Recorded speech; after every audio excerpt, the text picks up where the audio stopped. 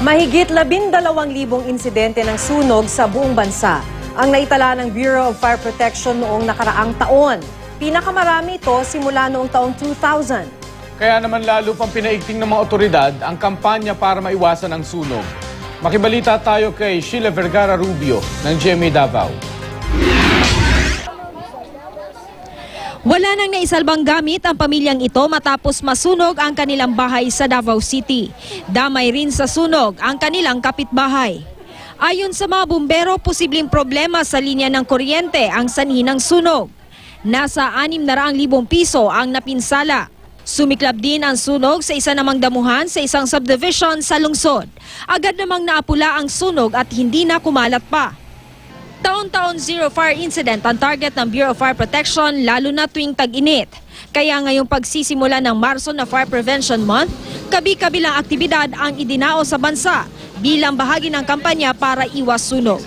Sa Quezon City, nagsama-sama ang mga bumbero at opisyal sa Metro Manila para ipaalala sa publiko ang mga dapat gawin para hindi magkasunog. Namahagi rin ng 22 bagong Rosenbauer fire truck si Interior and Local Government Secretary Mar Rojas.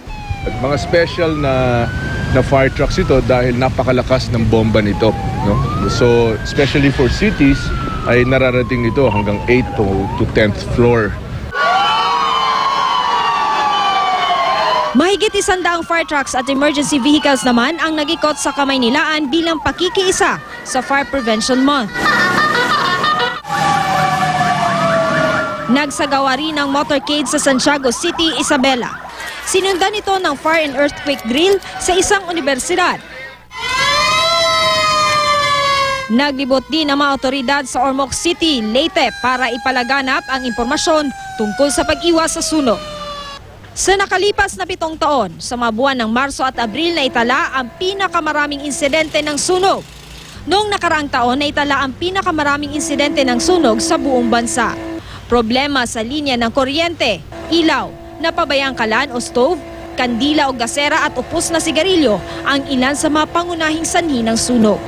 Kaya payo ng mga otoridad, iba yung pag-iingat. Tiyaking maayos ang linya ng kuryente sa bahay o negosyo.